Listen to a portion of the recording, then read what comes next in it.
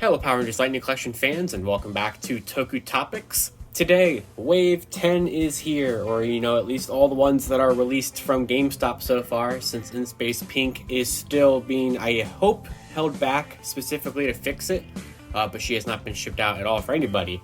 Now, yesterday, in my video on Dino Charge Green, I talked about how the other ones were sent to my house, along with a duplicate Dino Charge Green, and they are now up here at the dorm, not even 24 hours later. Woo! So, thanks to my dad who drove up here to bring them to me. Huge shout out to him, so we can take a look at them today. So obviously, I've already done a video on Dino Charge Green. This is my duplicate that I won't be opening.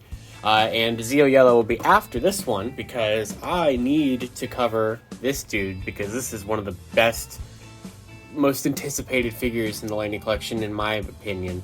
It is the In Space, which I know bugs people, Phantom Ranger figure. So, GameStop sent this one to me individually, so he got a tiny bit beat up. You can see his box is kind of starting to, push out there a little bit, and there's a little crease on the side, but it's not terrible. But yeah, here it is, the In Space Phantom Ranger, which, yes, you can just call him the Turbo Phantom Ranger. Obviously, that works too. I think they just wanted to call him In Space due to the fact that, he did appear in Space, but I think it's just because of the fact that they're not really ready to start Turbo officially. They're kind of going through In Space, but they know he's a big fan-desired character, especially with the Edge of Darkness comic that came out this past summer. So, yeah, here he is. So, I love the look of this box here. Obviously, it has the In Space logo on the side. On the back, you have him with the Turbo Navigator, which is a weapon that he never used in the show. But they talked about this on the Fan First Friday and everything. But he did use it in a couple of different extra things, like the original Bandai figure had it.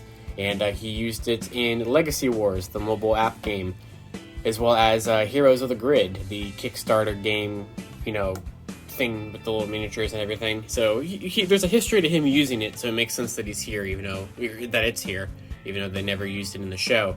But it was also cool because this was the first time they had done one of those teasers. So they had shown us just the Turbo Navigator on its own like that, a render of it back in May, before they were ready to officially reveal him in July, and that was what this was leading towards. So here it is in the box. You can see they even painted the little red power ruby on the chest there. You get 2 effect pieces and everything. So let's go ahead and open him up. Alright, so here he is out of the box, and of course everything that he comes with.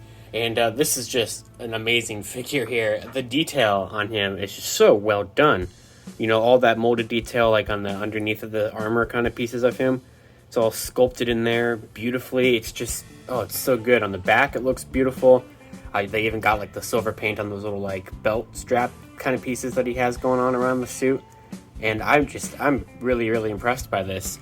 I know some people have kind of pointed out how the helmet might not be accurate in terms of this piece up here. Some shots it looks kind of bronze, some shots it looks silver. I think it looks fine. I get where people are coming from. I know the original Bandai figure that I had, the 8-inch one, does have it as kind of a bronzish kind of color up there. But I don't think that that's too bad. Like I said, it does look very silver in a lot of different things. And I think a lot of different pieces of media since then have just depicted Phantom with a full silver thing. So, But they even did paint the power ruby there. I know people are not happy about the giant hole in the middle of there, but there is a reason for that. And I do think it's a cool reason, but I understand how that's kind of annoying, because I don't really know how they could have gone for this effect and not put a hole in the center of his chest. But from a distance, I don't think it's too bad. I don't think it's that noticeable. But one thing I should definitely point out about this figure, since everyone else has always pointed it out during the promo shots, this is our first Power Rangers Lightning Collection figure to have pinless joints. So if you don't know what I'm talking about, here's a typical Lightning Collection figure. I figured this one's on topic right now. This is the Dino Charge Green. You see there, on the legs, you see those giant circles above, right here and right here. Those are the pins, and they're in the arms too. Stuff like that. And that's typical on every single Power Rangers Lightning Collection figure and most Hasbro figures. But Phantom, they've been, especially with Marvel Legends, been trying to move towards pinless joints. And he has pinless joints. So it's not just because of the sculpting there. There just are not pins in his arms and legs. But that doesn't mean you can't still fully articulate them exactly how you would in the past. This does feel a lot more smoother though. I don't know if that's just mine kind of have more loose-ish joints. Not that they're like wiggling or anything, but like it definitely does feel like a more kind of fluid movement, and I'm not really trying to force it, or I'm not really fighting with the joints in any way. So that's really nice, especially on a figure like this. Yeah, I'm not afraid to pose him. I don't think he's going to break or anything like that. And I don't have to worry about like a head joint breaking or anything, because we don't know who the Phantom Ranger is, so he doesn't have a civilian head sculpt, as I would expect him not to. So yeah, this is a beautiful, beautiful figure. I love this thing so much. And you can get it into some awesome poses. I hope that we get like Turbo Rangers to go with him soon. Or maybe like a Blue Centurion to go with him to kind of recreate parts of Countdown to Destruction. But for now, this is really, really great. So taking a look at what he comes with, he does of course have his alternate hands.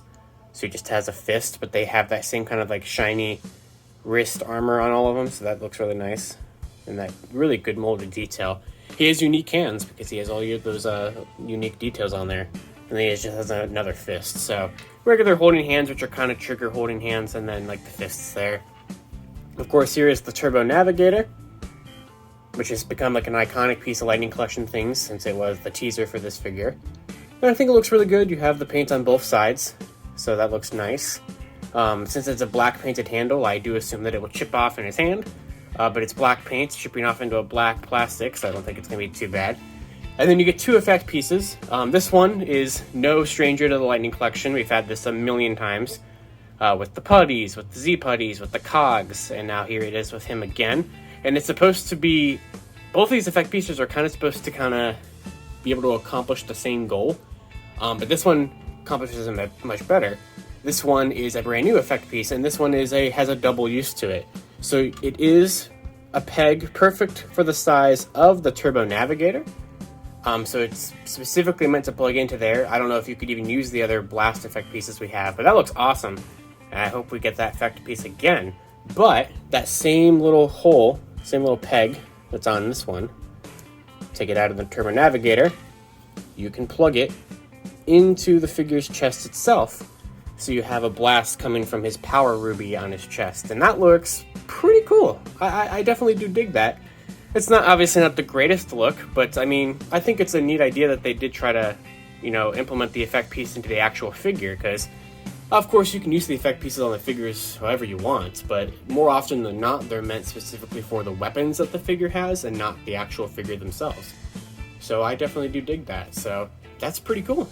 And yeah, so like I said, I don't really know how they could use that one again, because you're not really going to peg it into like someone else's chest or something, and it has like a very small peg at the end, so you would have to use very specific blasters for it, but I think it would be possible. But yeah, that's basically it for Phantom. I mean, like I said, there's not like a ton going on with him, but he has everything you would think he would have, everything he needs, and I love it. It's just a really, really good design. It's awesome that we get this as a Lightning Collection figure, because it's a character that's not as important in the Sentai. We kind of made him a bigger deal, especially with the whole mystery of his identity. Well, that's going to do it for the In-Space Phantom Ranger from Wave 10. So we have yet to take a look at Zeo Yellow, which we will be doing next, and In-Space Pink is not out yet. I definitely think this is going to be the Wave winner for me. I love this figure. It's really nice that all of Wave 10 is 2 per case, so if you want to be able to track him down, it hopefully wouldn't be too difficult to get him. And get some Tangas for him, get some Tangas for him to fight, just like he does in Edge of Darkness. So yeah, this is awesome. I love this figure so much. I don't think he's coming up in stock on the GameStop website as often as like Dino Charge Green or even Zeo Yellow were, but I will include the link to him in the description below, so hopefully you'll be able to pick one up. Just keep an eye on it. I know it's still slated for like January on Pulse and April on Amazon, but hopefully it will start trickling out on more stores more earlier than that, especially since this is definitely out and it's October. So, but yeah, that's it. Thank you all for watching this video. Of course, be sure to check out the video on Dino Charge Green that I uploaded yesterday, and stay tuned later on here for Zeo Yellow, which will be coming very soon after this video. So, thank you all for watching. Until next time, you can follow me on Twitter at LiveNerdInTrikey or at LightningFigPR. Tokusatsu forever.